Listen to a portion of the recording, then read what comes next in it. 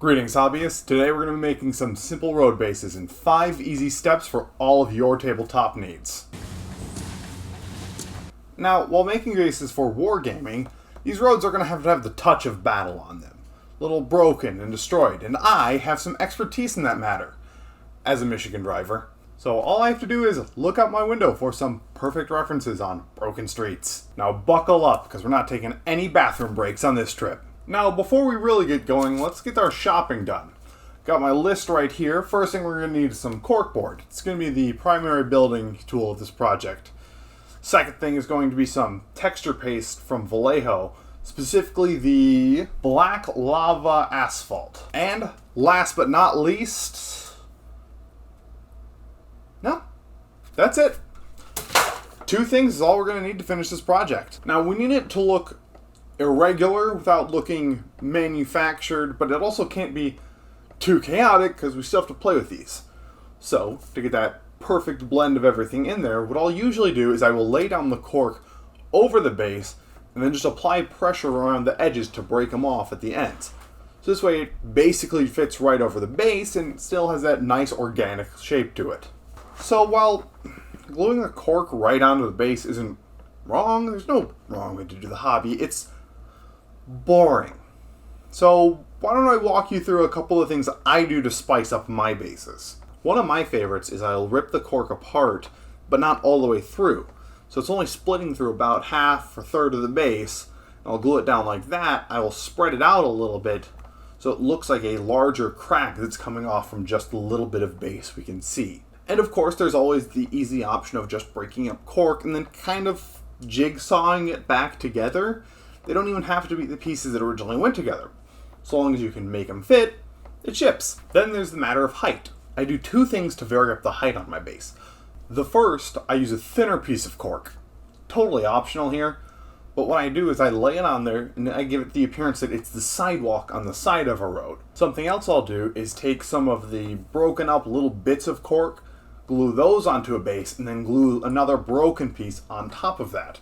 This gives the road a little bit more of a broken appearance. You got pieces jutting up, almost like they're sliding under each other, and it looks really beat up. Then finally what I do is I'll come in with a toothpick and widen up any of the gaps in there.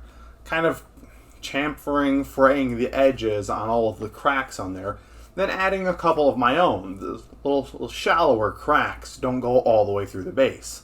Really, the big thing is make it look natural and irregular. I highly recommend you don't center all of your breaks. It just looks very deliberate and placed, and that's something we're trying to avoid. Now, let's shift gears here for a minute and talk some business. If you like what I do on the channel, hit a like and maybe even subscribe and stay a while and see what projects I'm up to in the future. You can also follow me over on Instagram to see even more work in progress pictures on all of the random crap I'm doing. Now, on with the tutorial. Now, we're going to take that texture paint we got and we're going to spread it all over the base. But we're going to do it thinly. Ironically enough, we don't want a ton of texture building up on it. We want it to look like it was at one point a nice even paved road. So I usually take a coffee stir stick and paddle on all of that texture on there, but I smooth it out. We really want to avoid filling all of those cracks that we put in there very purposely and meaningfully. But in the event that you do, you can just get another toothpick and clean those out. Now let's prime these and move on to step 3. Now for step 3, it's going to be all dry brushing. I mean, they're still bases. We don't have all day to spend on them. Now for the actual roads, I'm going to start with my black primer, then do an overbrush in a dark gray, and then hit it with a really light dry brush of a light gray. And I'm basically doing the same thing to the sidewalk, just a couple shades up. I'm starting from my dark gray, hitting it with an overbrush of my light gray, and then doing a very light dry brush with a white. Now let's stop for a minute and do an oil change on these bases. Man, I really forced the joke with that one. Anyway, we're doing an oil wash. Now, any wash will work here, so use whatever your preference is. I just like the way that the oil wash will find its way into every crease and crevice on whatever you put it on. Now, after I remove all of my excess oils, I like to bring a little bit of that brightness back. It's knocked back a little bit with the wash, so we're just going to buff it up a little. Now after this, we're basically done. You could easily call it here and have something perfectly acceptable. But I'm going to take it one step further that really sells these as roads and adds to their believability. And for that, it's all finishing touches and details. Now, I don't know about where you are, but here in Michigan, our roads are more patch job than actual road, so I want to reflect that in the bases. I have a couple of different ways that I patch up my roads. I'm sure you've seen plenty of times where they lay the tar down on those cracks so they don't spread or get any worse. To replicate that, I'm going to take a little bit of that Crayola model magic, roll it out into really small tube cylinder shapes, and then press them into some of my cracks. Then I cut them off, round them off a little bit, get them shaped nice so they're not sticking out too much. And when we paint over this, it's going to look exactly like a tar was placed down over the cracks we had made. Now, the second is when they just kind of throw a patch job over the road. You know, they fill it with that like really grainy stuff that has like the tar mixed into it.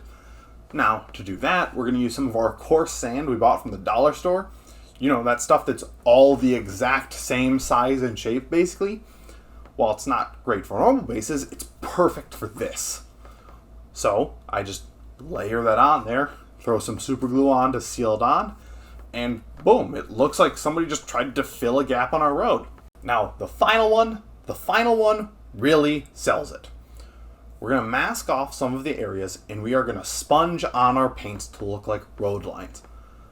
I just did the ones that are common here where I'm at, so feel free to put on whatever kind of patterns are around you, or hell, just make some of your own up. It's a fantasy world.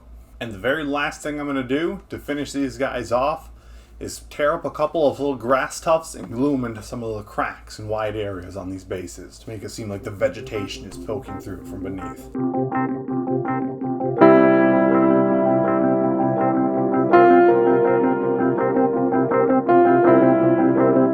And that is my completed road base tutorial. I think the only thing I would change in this process is that I would move all of my like patch effects to the end.